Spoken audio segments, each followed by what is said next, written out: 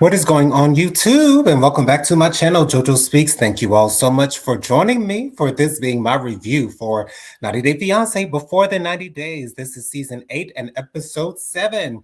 As you can see, I am riding solo on tonight. Unfortunately, Dustin had a family emergency, so he will not be joining me for this particular review, which means this will probably be a quick one. You guys know typically when I'm on camera by myself, I tend to get through these reviews real quick. So hopefully you guys can bear with me for this, but a couple things I want y'all to do before we get started. Be sure to subscribe to my channel. Press that big white subscribe button. It is free and easy to do. It takes less than a second to mash that thing. So go ahead and mash it for a brother. Be sure to leave a thumbs up for this video. Let me know you're enjoying the content that I'm putting out on my channel. Also, be sure to leave a comment. Let me know your thoughts on the various couples that we'll be discussing for this particular review.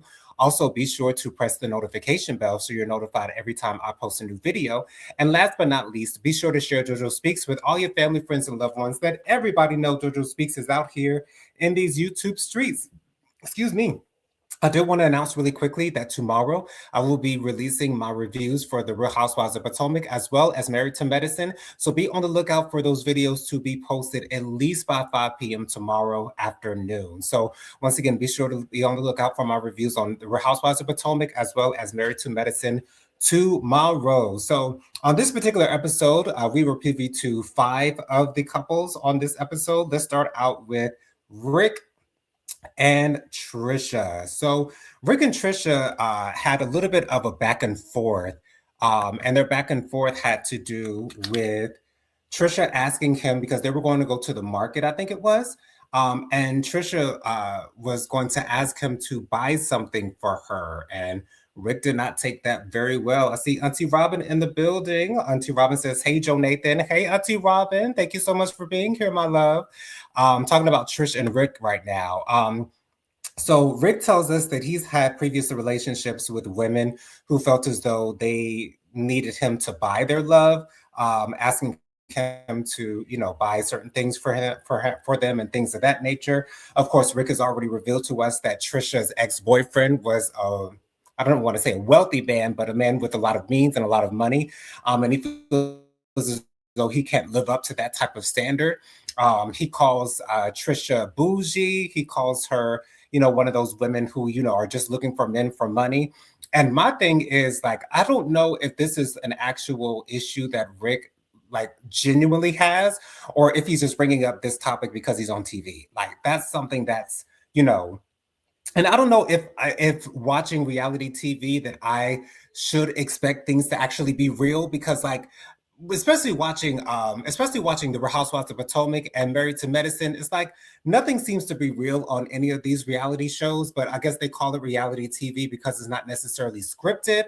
But I don't know. Anyways, Auntie Robin says down in the comments, Rick is a mess. He really thought of himself as a potential sugar daddy. Exactly. I mean, typically when you're a sugar daddy, you have the means to call yourself a sugar daddy, and Rick ain't got it like that. So it is what it is. But in this moment, I'm sort of kind of feeling sorry for Trisha, because it seems like Rick is just treating her any way that he wants to. Now, I do feel as though his concerns about her still being interested in her boyfriend, in her ex-boyfriend, those are valid issues that he would bring up. So I get that. However, saying that she's trying to treat him like a sugar daddy, like, just asking him to buy something for her. It's not like she's asking him to buy her a car or pay her rent or anything like that. So I don't know why Rick is, why Rick is overreacting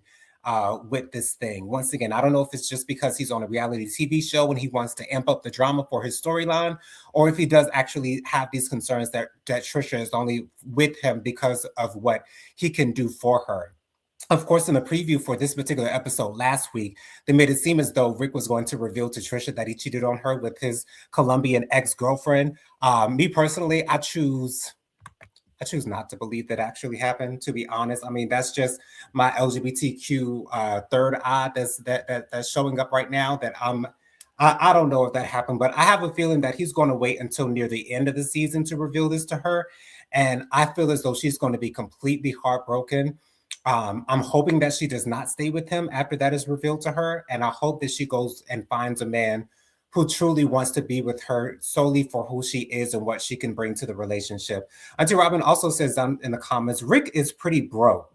Well, maybe not not broke, but he has other financial obligations, and he has so many hustles. Exactly. You know, Rick, of course, he does have access to money and things of that nature. But as he said, before, he's not a rich man. But anyway, so Rick planned um, this whole staycation, I guess, at somewhere called Nosy Bay or Nosy Bay, which seems to be an island. I guess it must be near Madagascar. And once they get to the hotel, they're still arguing about this whole sugar baby, sugar daddy thing. And he's like, "What are we supposed to be doing here?" Like, sir, you're the one who planned this trip for us to go to Nosy Bay. So what are we doing here? It's up to you, ain't it?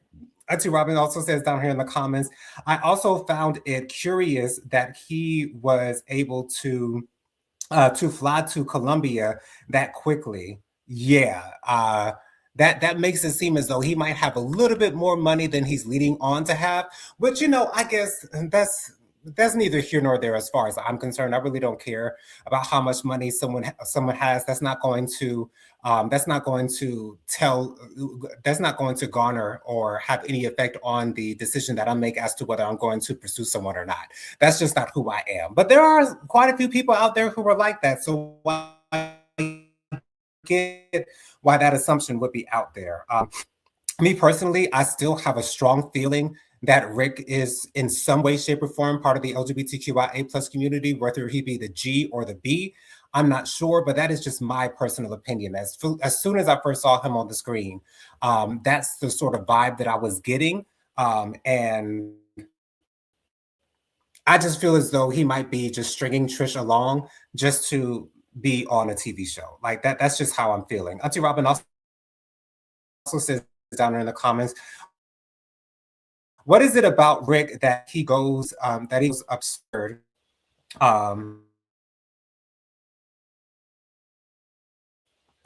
for his women?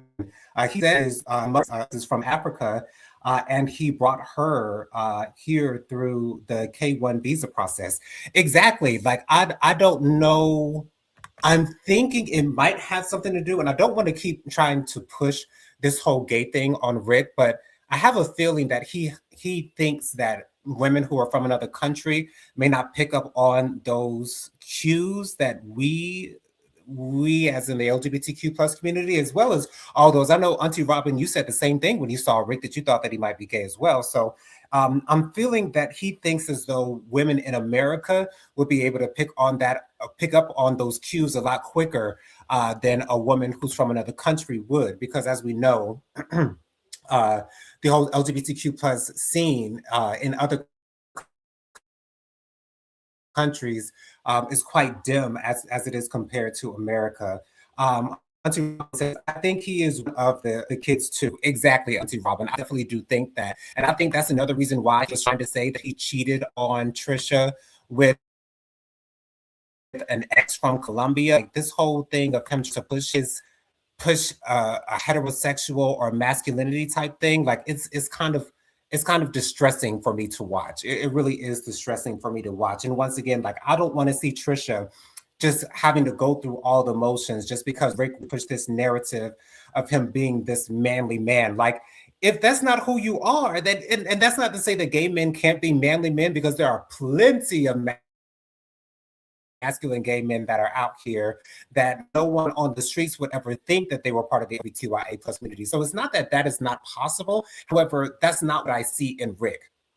And for him to be at the age of, I think he's 52, if I'm not mistaken, for him to be at this age and acting the way that he's acting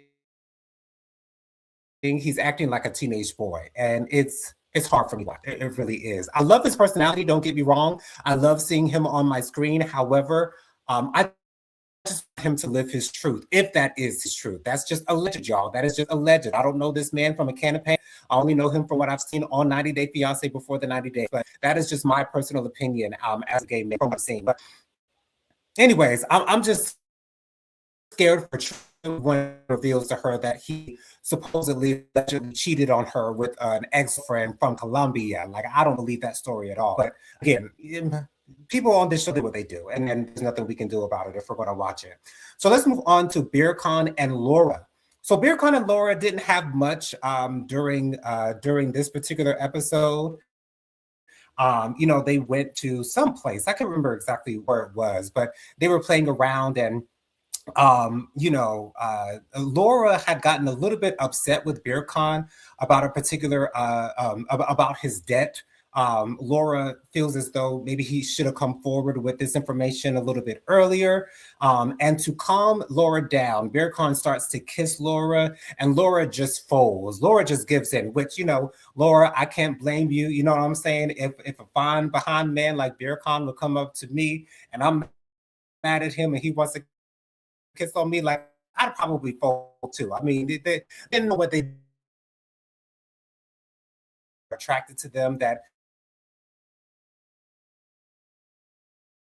we are interested in them, and that sometimes we weak in the knee from it. It is what it is.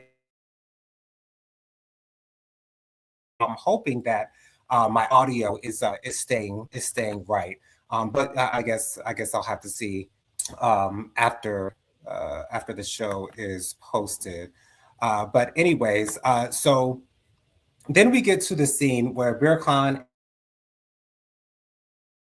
and Beer Khan and Laura are at this place. I can't remember exactly where they are. Laura brings up her relationship with Michael. Auntie Robin, before I move on, Auntie Robin also said down in the comments, Beer Khan is very controlling, very much so. Actually, controlling was a theme of that show.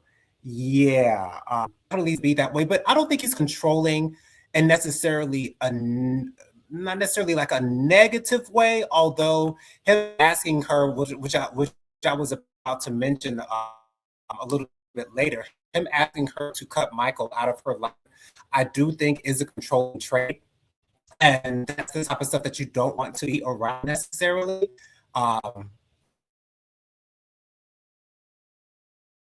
For her in that moment. Auntie Robin has another comment up here. Let me get it up so I can read it for you guys. Once again, I'm so sorry for the technical issues that I'm going through right now. I think I do need to buy a new laptop, y'all. But anyways, Auntie Robin also says, after watching him, did you wonder that Beer Khan has anger issues? I don't necessarily think that Beer Khan has anger issues, Auntie Robin. I think it's more of what you said. I think he's just a little bit controlling over Laura. But I don't think like it's a bad controlling, like, because I like when men can be a little bit demanding, like that can be a little bit sexy in certain situations, not in like serious conversation, but in certain situations. If you get my drift, I think being demanding can be a little bit sexy, but I don't know if we've seen signs of necessarily anger issues per se, but him asking Laura to get rid of Michael and cut Michael completely out of her life, I do feel like is a showcase of him being somewhat controlling over what he wants Laura to do in their relationship. And I do honestly think that Laura is going to end up leaving Beer Khan in the dust at the end of the day, because Laura is an extremely independent type woman. I don't think she appreciates any man or anyone for that matter telling her what they think she should do in her own life. I don't think Laura's going to go for that. And I appreciate seeing that in women. I appreciate seeing that in anyone who's ever been in a relationship. For you to have a voice, you have to have your own voice in your relationship. You cannot let someone just run over you continuously when you're in a relationship. You have to be able to make your own decisions. So I like seeing that in Laura, but I honestly don't see their relationship going in right direction. I'm glad Beer Khan is showing and continues to show affection to Laura to continue to let her know that he is interested in her romantic way. So I'm just assuming that he is with her for the right reasons. I can't say that with my whole chest, but that's just what I'm going to assume for now. So we'll see if they'll be able to make it throughout the rest of their time here on the show. So let's move on to Forrest and Sheena. So Forrest and Sheena, they finally meet Sheena's parents. Things are a bit awkward when they first meet. And actually, Forrest is not actually meeting Sheena's mother, because Sheena's mother is currently not doing well health wise. So she actually meets Sheena's aunt, which is her father's sister. So I thought that was nice. They were very kind to Forrest. Sheena's parents actually have a bed and breakfast. Auntie Robin also says down here in the comments, I don't. Let's see. I don't read his actions as affection. He is being manipulative. I will say, I will have to admit that I do agree with that, Auntie Robin, because the fact that Laura was mad at him, that in that moment he decided to show affection towards her in that moment, is a very clear form of manipulation. I do see that. I do recognize that, Auntie Robin. I have this little bit of a cough, but I was just admitting that I would probably fold if I had a fine man standing in front of me wanting to kiss me when I'm mad at him. Like I don't know. I'm just weak to the men's, y'all. But I'm just open enough to reveal that to you guys. But anyway, so Forrest finally meets Sheena's father and his and Sheena's aunt, and you know they seem so nice. They run a bed and breakfast. The bed and breakfast looks to be very nice. It doesn't look like Sheena's parents are begging for money. It doesn't look like they're in a position to where they need Sheena's help. It seems like they're getting along very well on their own. And as the time is going on with Forrest having this dinner with Sheena's father and her aunt, it makes me feel as though Sheena might not be telling the truth as far as the threats that Sheena's parents have allegedly been giving Sheena. Um, as to, if you do not give us money, we'll disown you, we'll kick you out of our house, we'll do this, we'll do that. I'm thinking that Sheena just uses that as an excuse for herself, to not feel bad about giving her parents money. Like, I think she just wanted an excuse. I think Sheena just wants to give her parents money out of the kindness of her heart and out of tradition. She did tell us that is in tradition in Philippines that the children do take care of their parents. And so if that's what it is, then just keep it real that way. But I felt as though Sheena didn't think that Forrest would understand tradition, which obviously Forrest's mother does not understand tradition, because a couple of episodes ago, when Sheena was trying to explain to Forrest's mother why she was sending her parents money, she was telling her that it is tradition in the Philippines that the kids take care of the parents. And Forrest's mother was just not going for it, not believing it, and thinking as though that is not a valid reason for her to be giving her parents money, which I think that is just a difference of culture and a difference of tradition. And it's just very hard for some Americans to understand the traditions and cultures of people outside of our country. And I think that is so very sad. I think that is, you have to be a little bit more open minded, especially if you're going to have a child that's going to be dating outside of this country. Like, you've got to keep in mind that those do not live in America do not live like Americans. They have different traditions and different cultures that they go by, and they're not going to be the same as America. And a lot of people think that Americans don't have any culture at all. I don't believe that to be true, but that seems to be somewhat of the consensus. And so Sheena's father asked Forrest what he does for a living. Forrest does admit to Sheena's father and his auntie and her auntie that he is currently unemployed, that he is on disability. He's on disability for his autism. He explains to them that having conversations with others can be very, very hard for him. It's not an easy thing for him to be able to pull off, which I'm so glad that Forrest was able to at least verbalize that to Sheena's parents. I thought that he would be a little bit more in shambles when it came to explaining this. So yeah, so I don't. I'm very happy for Forrest being able to verbalize his disability and verbalize his current employment situation, or lack thereof, anyways. Sheena's parents, they do give Forrest and Sheena their blessing for them to get married. Um, I do see the love between Sheena and Forrest. I will admit that. But Sheena has to understand that I feel as though she was allegedly lying to Forrest. Excuse me, I'm sorry. I feel as though she was allegedly lying to Forrest and his family because she didn't think that they would understand her traditions and her culture.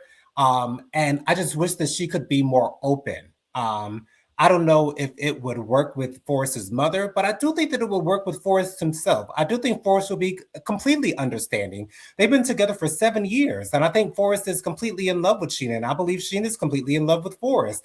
And I feel as though if they just kept it between the two, their relationship will be a lot healthier and a lot smoother as well. So apparently, Forrest on the next episode, Forrest's mother is going to be able to meet Sheena's father and possibly her auntie as well.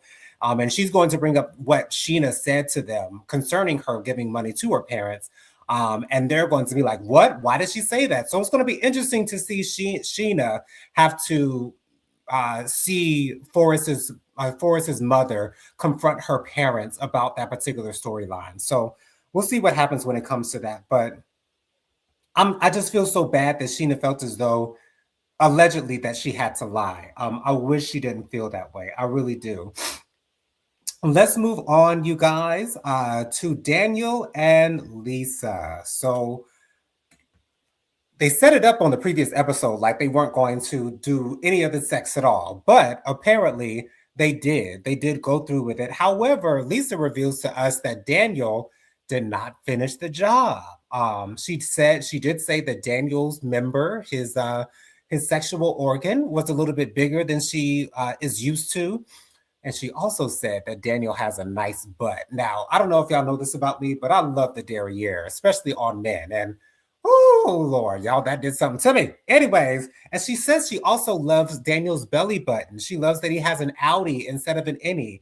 I've always felt like outie belly buttons were cute as well. So I'm with Lisa on that.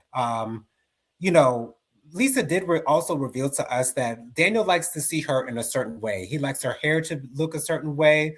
I guess he likes her to act while they're out and about on their own in a certain way. And I do feel as though Daniel might be a little bit more controlling than Beer Con is. But I think that just might be a cultural thing, at least in my opinion. Auntie Robin says down in the comments, Daniel and Lisa are giving me bad vibes, like like Angela and Michael. Hope I'm wrong. I don't think that that Lisa and Daniel will be bad as Angela and Michael, but I think that's only because Lisa's not nearly as bad as Angela was. I don't think Lisa is nearly as controlling as Angela was, because Angela was running Michael rampant. She was running Michael's life. Like everything he did, like it had to be run by her. Like I see the similarities, especially with the makeup of their relationship. The fact that, Lisa is an older woman, Daniel is a younger man. I do think Daniel is a little bit more attractive than Michael was. Because Daniel got body, honey. I don't know if you saw his body on the previous episode, but he got a six pack, he got pecs. Like Daniel's body is gorgeous. Excuse me. I'm not necessarily that attracted to Daniel per se, as far as his face is concerned, but he's got a beautiful body, y'all. But they go to the market, and they see some live chickens, and someone hands Lisa a chicken, and Lisa said that she thought that Daniel would expect her to eat the chicken, but Lisa said that she used to have chickens as pets. She said that she had a VCR and a TV, and their chickens would watch TV. I don't know how that goes or what that's about, but anyways, so then Daniel tells Lisa that on the next day they'll be meeting up with Daniel's uncle to get his blessing for them to get married. And Lisa is talking to Daniel as if she is fully expecting to marry Daniel. Now, I don't know if she's fully expecting to marry Daniel by the end of the season, which I have a feeling that is the case, or if she just, is thinking marrying Daniel later on down the line. But I have a feeling that Lisa is going to go through with a marriage with Daniel before the season is up. I'm just putting that out there right now. I fully believe that that is Lisa's plan. Fuck what she told her daughter. Like, I don't think that she believes that whatsoever. I don't think that she believes that she was ever going to keep that promise to her daughter that she wouldn't marry Daniel while she was in Nigeria. I feel as though Lisa fully expects to marry Daniel while she is in Nigeria on this particular trip that we are seeing on 90 Day Fiance before the 90 days. So while they're in the market, they go to this fabric area. And Daniel tells her that she has to wear a headdress. So the woman who was selling the different fabrics, she wraps this fabric around Lisa's head. And she's like, I'm not going to be able to remember how to wrap around my head. And she's very, very apprehensive about this particular thing that she would have to do because Daniel wants her to dress traditionally African for this meeting with his uncle. And then when it comes to the dress that she would wear or what she would wear around her body, and the merchant says something about Lisa being fat, that she's too fat, and the merchant said it with a smile too. And I felt so bad for Lisa in that moment. But when you're in a different country, a lot of times, I don't want to say that the merchant didn't have manners. It's just that, maybe that's just how they talk in Nigeria. They pull no punches. They leave nothing unsaid. And so I don't think she meant to. I don't think she meant to be disrespectful or meant to be negative in saying that Lisa was fat. She was just saying that Lisa was had a little bit more weight on her than their average person that would live in Nigeria. Because to be honest, I really don't see too many overweight people in Nigeria, and I would say that Lisa does fall under the category, or may fall under the category of what some would say would be overweight. She's not your, and some people might say that she's an average size. Who knows? But Lisa felt very bad in that moment, and I understand why. Because when you're being told that you're fat, like that's never a good thing to hear that come out of anyone's mouth. And so then Daniel and Lisa go to sit down and have a little bit of lunch, and Daniel shows her a tradition of how they do something with this pot that has this liquor type substance in it.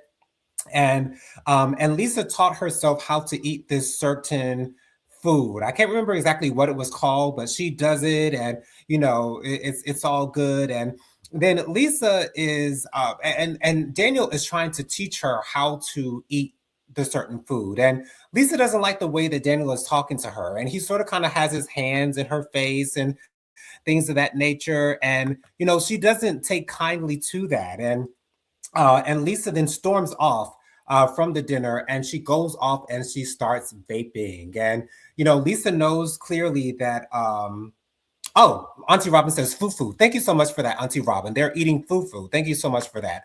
I should have written that down. But anyways, thank you, Auntie Robin. But anyways, and so Lisa goes off to vape. And she says that she's not going back into the dinner unless Daniel comes out to apologize to her.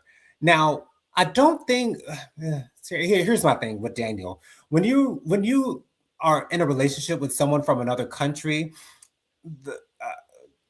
the way that you are treated could be different. It's probably going to be different. Like, let's say that you might be in a relationship with someone who's of a Muslim religion. Like, they seem to be a little bit more controlling over their partners, and seems to be the same way in where Daniel is from Nigeria, Lagos, Nigeria.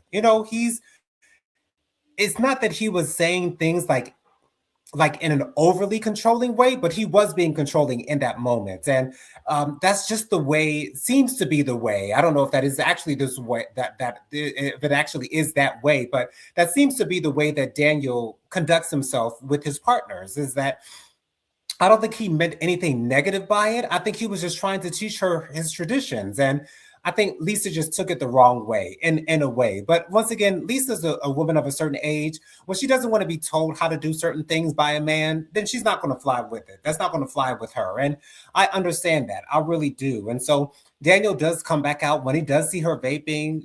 He's like, oh, shit. Like, I don't know. I don't know if Lisa did that just on purpose to get him angry because she knows that he does not approve of her smoking or vaping. So I do believe that Lisa did that purposefully.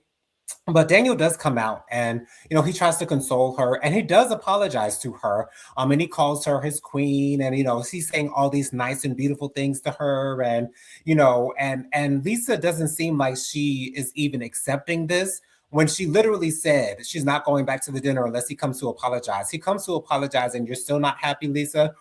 So, it is what it is. Lisa is who she is. She's going to be who she is.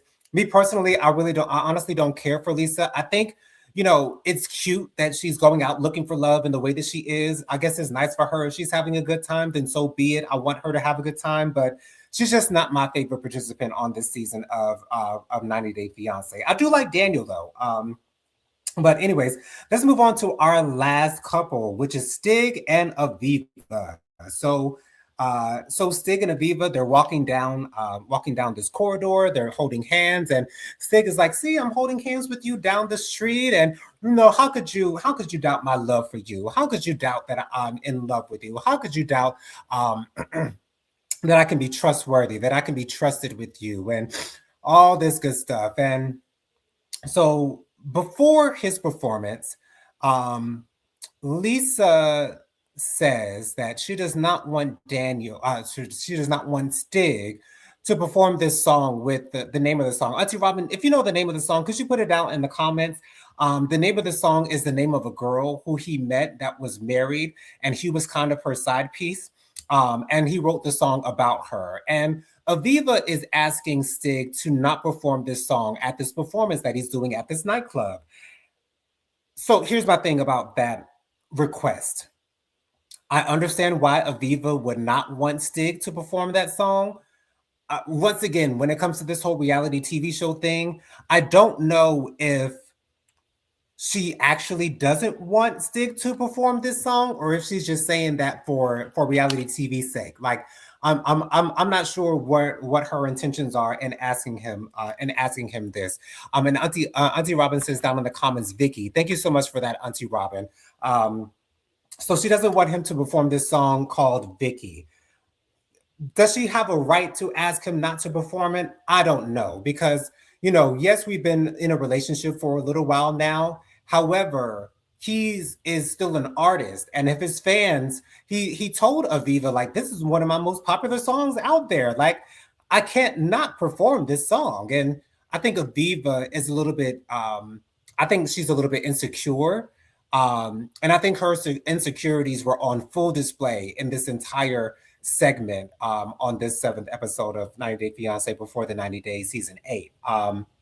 So Stig goes on to perform. He does perform the Vicky song, and he also performs like 2 or 3 other songs. And Aviva notices this woman who's near Stig on the stage, and it seems like the woman on stage with him is trying to get a selfie with him. And for some reason, Aviva sees that as flirting. Once again, like, Aviva's putting 20 on 10. Like, Stig wasn't even, touching her. He wasn't putting his arm around her. He wasn't trying to kiss on her. He wasn't trying to be affectionate towards her in any way. I mean, there was really no connection between Stig and this other woman on the stage. And so because Stig does this, Aviva starts texting, I'm assuming her aunt. And she's like, it's really weird, it's really awkward here. And she's literally in her phone while Stig is up there performing, and Stig is not happy about this whatsoever, which I do not blame him, because if I had a man who was a performer, I would be in the performance, rooting my man on. I would not be in my phone, being really awkward. Now, I did like Aviva's little dance move. She did a little bit of grind here and there, what I'm saying? And I love seeing that. But once she got in that phone, she never got out of it for the remainder of the night. And so once they get back to their hotel, Stig is clearly upset with Aviva. And he shares with Aviva his issues, the fact that she was in her phone throughout the entire time. And she said, well, I don't have anyone here in this country. And, I'm alone. And, the phone is her access to people who are, and so it's her access to people who are back at home. And so, uh, to be honest, I would love for Stig to be with a woman who's more secure, because for me, insecurities are never an attractive thing, at least to me. insecurities show weakness, in my opinion. Of course, we all have our insecurities, but we don't need to let them show outwardly the way that Aviva is allowing her insecurities to show outwardly in this moment. And so I did not like that at all from Aviva. And to be honest, I would not mind if Stig moved on from Aviva. Again, I think Aviva might be too insecure for Stig, for Stig's profession, for the fact that he's constantly surrounded by other women. And once again, like that woman who was standing next to Aviva on the stage during his show, there was never hardly any interaction between the two. And so once again, I don't know if Aviva was putting 20 on 10 because she's on a reality TV show, or if she literally felt as though there was some connection between the two, because I saw no connection whatsoever. Like it looked like just some random woman who was standing on stage next to him with her phone up like this. Like there was nothing there to see. But anyways, we'll see what happens with the upcoming episodes of 90 Day Fiance. Be sure you guys join me on Thursday night at 8 p.m. for my live Hot Topics and Social Commentary show. Always have a great time with Prophetic Fire Reiki as well as Bianca Edwards. We always have a great time. Our last Thursday night show was awesome. So make sure you guys go back to watch that one if you haven't seen it already. Thank you all so much for joining me for this particular review. Thank you so much, Auntie Robin, for always being here for my 90 Day Fiance reviews. Always looking forward to seeing you in the comments. And you guys, other guys, because I see that there are 2 or 3 people that are watching now. Make sure you guys all comment as well. I love to read you guys' comments. I love you guys for watching. See you guys on the next video. I'll see you guys on the next video, y'all. Love you guys for watching. Bye, guys.